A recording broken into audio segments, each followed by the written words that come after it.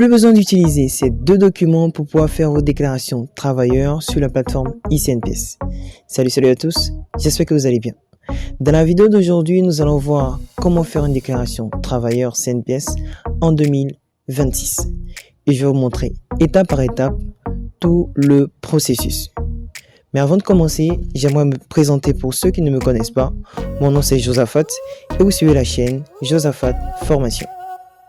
Ok, maintenant que notre sujet du jour a été présenté, passons à notre travail. C'est parti, let's go! Alors, il faut savoir que la nouvelle méthode de déclaration travailleur CNPS de 2026 ne concerne que la dernière étape de déclaration. Ce que nous allons faire donc ici, ce sera de débuter avec les toutes premières étapes. Ici, je vais cliquer sur déclaration. Donc, vous allez faire pareil. Et ensuite, nous allons descendre et cliquer sur travailleur. Quand c'est bon à ce niveau, on va avoir la page déclaration du travailleur qui va apparaître. Ici, je vais essayer de zoomer un peu pour qu'on puisse voir clairement. Et là, le premier champ qu'on a, c'est le champ numéro CNPS.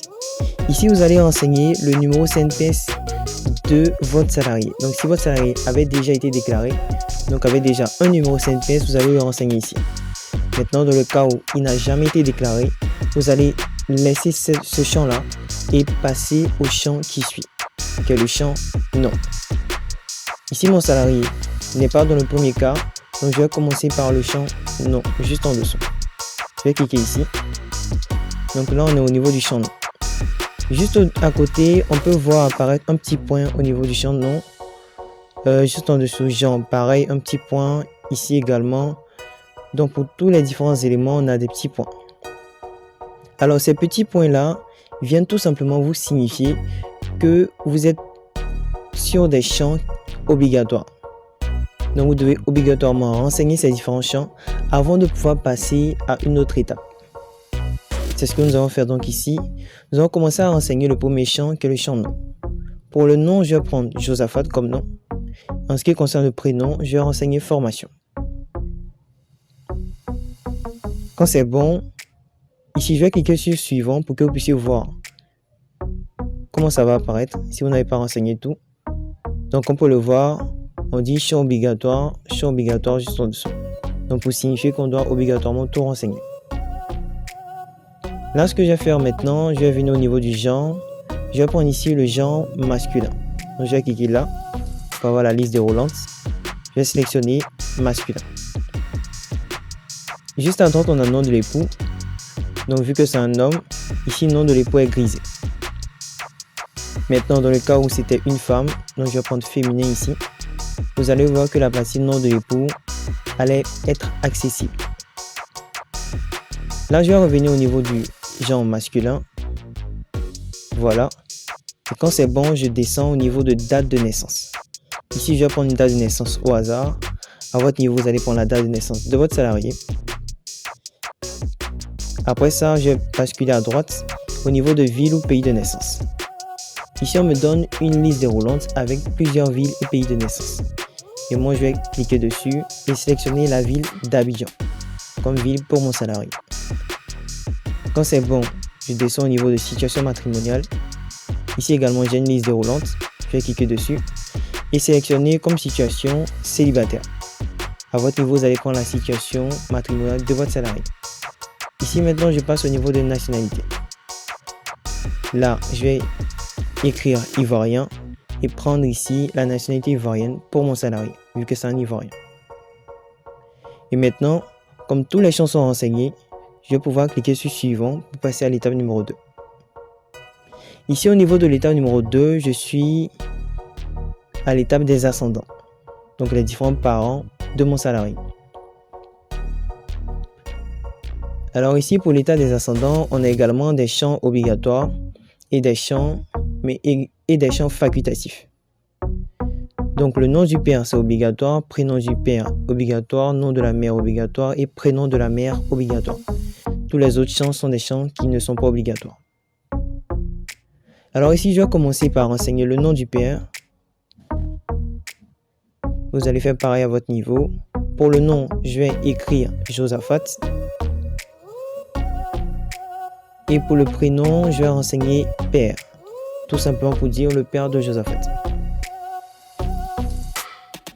Ensuite, je mets au niveau du nom de la mère, Josaphat une nouvelle fois. Et pour le prénom, ce sera mère. Voilà. Maintenant, pour les autres informations, je n'ai pas besoin de les renseigner. Je peux, après avoir renseigné ces 4 éléments, cliquer sur suivant. Maintenant, comme vous avez pu le remarquer, j'ai renseigné Josaphat ici. C'est juste comme c'est un exemple. Donc là, c'est bon. J'ai renseigné mes 4 champs obligatoires. Je vais maintenant cliquer sur suivant pour passer à l'étape numéro 3. Donc là, je suis au niveau de l'étape numéro 3 et cette étape concerne l'adresse personnelle. Ici, j'ai ville de résidence. Là, j'ai une liste déroulante. À droite, j'ai commune de résidence. En dessous, quartier de résidence. Également d'autres informations ici, nom de rue, etc. Adresse postale. Également ici, on a des champs obligatoires. Et le premier champ obligatoire, il est défini. On peut voir apparaître petit point. C'est le champ téléphone. Quant au deuxième champ obligatoire, lui n'est pas trop défini, mais on va le voir juste après. Alors, je vais remonter et renseigner la ville de résidence. Il faut savoir que cette information est facultative, mais je vais la renseigner quand même. Donc, ville de résidence et commune. Pour la commune, je vais prendre Cocody. Pour le quartier, je vais prendre Cocody également. Pour les autres éléments, je vais les laisser comme ça. En dessous, adresse postale, je vais mettre des croix ici. BP croix également. Pour le choix de la ville, je vais prendre Abidjan ici. Juste à la fin, je vais mettre des croix également. Et quand c'est bon, je descends au niveau de téléphone. Donc là, je vais renseigner mon champ obligatoire téléphone. Alors pour le téléphone, le numéro de téléphone, il y a un format précis ici. Donc vous allez devoir respecter le format pour ne pas être bloqué. Ici, je vais mettre plus 225 ainsi que les autres chiffres qui composent mon numéro de téléphone.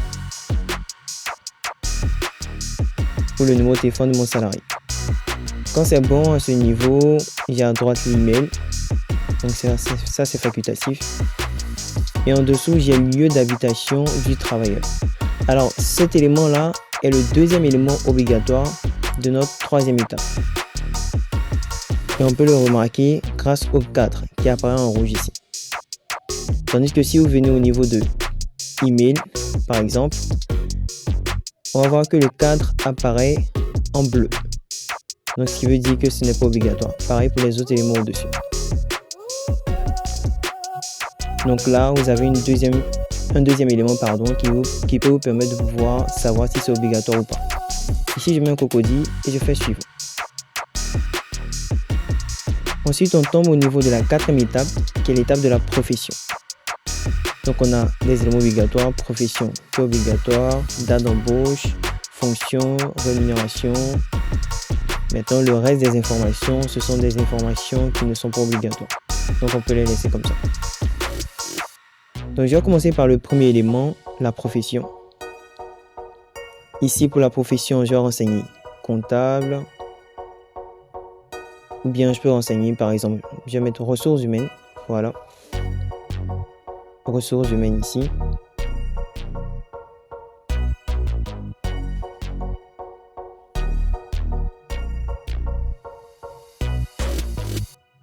Quand c'est bon à ce niveau, je vais copier et descendre au niveau de date d'embauche.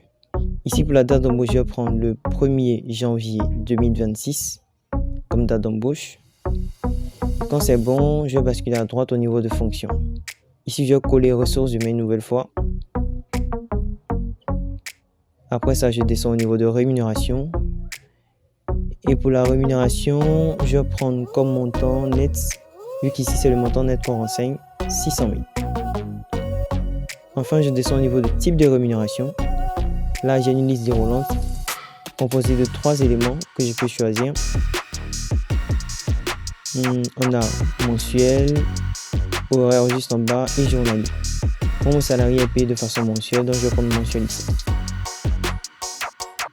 Et quand c'est bon à ce niveau, je vais passer maintenant à la 5e étape, qui est notre étape phare, donc l'étape qui a été modifiée. Ok, là je suis au niveau de la 5e étape, qui est l'étape des pièces justificatives. Alors ici, pour ceux qui avaient déjà fait une déclaration en 2025, vous allez vous rendre compte que avant on nous demandait 2 éléments qui étaient l'extrait de naissance et la pièce d'identité. On demandait ces éléments-là obligatoirement. Maintenant, au niveau de 2026, la CNPS a essayé d'alléger un peu les choses et nous demande un seul document. Mais pas seulement ces 2 documents. Donc on a une panoplie de pièces qu'on peut maintenant utiliser. Et ici, je vais pouvoir voir apparaître toutes les pièces qu'on peut utiliser. Pour cela, je vais descendre et je vais cliquer sur la liste déroulante pour voir toutes les différentes pièces. Alors c'est ce que je vais faire ici, je vais cliquer juste ici. Et là, comme vous le voir, nous avons comme pièce l'extrait d'acte de naissance, certificat non résident, carte nationale d'identité, carte d'identité consultative, passeport, certificat de nationalité, carte CEMU, permis de conduire, carte professionnelle, carte de séjour et certificat de résidence, carte de résident. Donc voilà, donc on a tous ces documents-là maintenant qu'on peut utiliser pour pouvoir faire nos différentes déclarations CNPS. Et là, c'est une bonne pratique de la part des agents de la CNPS parce que ça va nous éviter de venir chercher des documents qu'on n'a pas, peut-être au niveau d'Abidjan, qui sont à l'intérieur, pour certains salariés qui ont des extraits de naissance qu'ils trouvent dans les différents villages et tout et tout. Donc là, j'ai sélectionné un élément qui est la carte nationale d'identité. Maintenant, je clique sur choisir un fichier pour aller importer mon fichier PDF. Alors, j'ai pris ici la carte nationale d'identité en format PDF d'un salarié, qui est M. Dira Lassina. Juste pour notre exemple ici. À votre niveau, en fonction de la pièce que vous aurez décidé de joindre, vous allez aller la chercher. Maintenant, quand c'est bon, nous allons venir ici et cliquer sur enregistrer pour pouvoir enregistrer notre déclaration travailleur. Maintenant, pour les personnes qui sont en train de faire un exemple comme moi ici, je vous conseille de ne en aucun cas cliquer sur enregistrer parce que la plateforme de la CNPS est assez bizarre et même si vous cliquez sur enregistrer et que juste après vous annulez, elle peut valider la déclaration que vous êtes en train de faire. Donc, je vous conseille de plutôt rester à ce niveau-là. À moins que vous êtes bel et bien sûr d'avoir terminé votre déclaration et que vous voulez véritablement valider cette déclaration. À ce niveau, vous allez cliquer sur enregistrer. Ensuite, vous allez faire OK pour la validation. Quand c'est bon, vous allez avoir un reçu de dépôt de déclaration qui vous sera transmis par la CNPS. Donc ce reçu-là, vous allez devoir l'imprimer, le conserver, car il va attester du fait que vous avez plutôt lancé une procédure de déclaration pour un travailleur. Maintenant, il faut savoir que juste après avoir fait la déclaration de votre travailleur, vous serez amené à faire la déclaration des cotisations pour ce travailleur-là. Et pour les différentes cotisations, il y a la cotisation CNPS, cotisation CNPS complémentaire et la cotisation CEMU. Et pour tous ces éléments, j'ai fait une vidéo que je vous mets juste à côté, que vous pouvez aller visionner. Sur ce, moi, je vous dis à plus ou à tout à l'heure pour la prochaine vidéo.